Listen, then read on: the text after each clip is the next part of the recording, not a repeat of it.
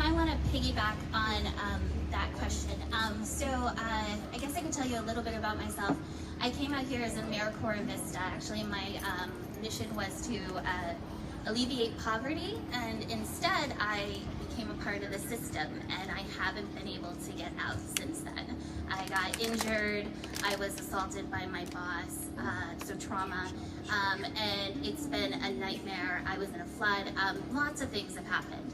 Anyways, my question is once you're in the system, it's incredibly difficult to get out. In fact, the system is not made to get out.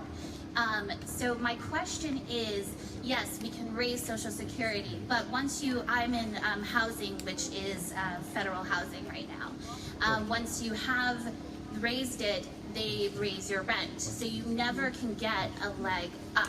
What are you going to do to make sure that people actually can get out of the system? I've tried multiple times. Every time I try to get out, I'm thrown down on the ground again. And it's not anything I can do. It's a lot of red tape. They keep blaming the people that are in the system, so then they put more restrictions. I lost my Medicaid recently because I all of a sudden became ineligible. It's just everything keeps happening, and it's a spiral effect. What can you do to change the way the system is run? Yeah. I really like your question, and again, this is another really big one. Really important one. Part of it is in the way that all of us are going to serve together. Right now it has become clear to many of us, maybe most of us, that this country's democracy favors those who can pay for access and influence and increasingly outcomes. How do you explain pharmaceuticals, prescription drugs that were invented by the American taxpayer in many cases, the research and innovation, the clinical trials, and have those sold back to us at the most expensive rates on the face of the planet? We don't allow Medicare to use its leverage and purchasing power to drive down the cost. We don't allow you to buy prescriptions from Canada or other countries that might sell it to you cheaper. It's because of those drug companies who've been able to buy into the system and keep a lock on that monopoly pricing.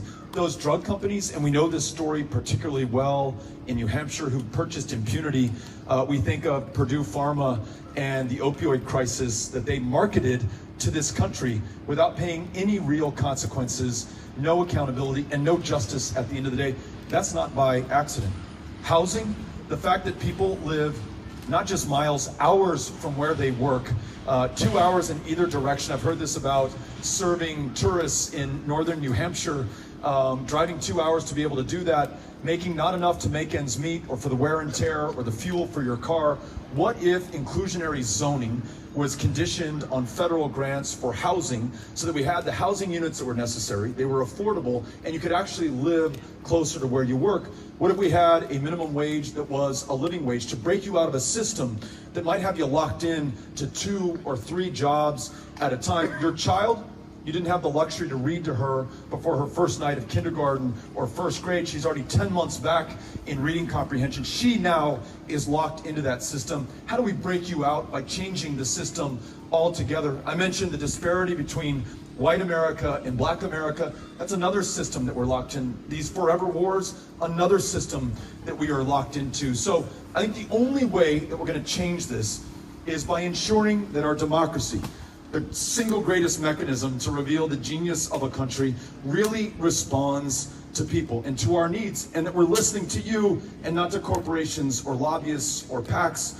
And so not only will I run this campaign in that way, no PACs, all people, but as president, we'll put democracy and responding in this accountable way at the center of everything we do. Same day, an automatic day, voting and registration, a new Voting Rights Act to remove the barriers, paper-based ballots, and end to gerrymandering. It's only then that this system that has really been a creation of those who can pay for access changes and reflects our interests, our needs, the challenges that we just described today, and the opportunities as we see them and want to achieve them. So thank you for asking the question. Thank you. Really good. Thank you.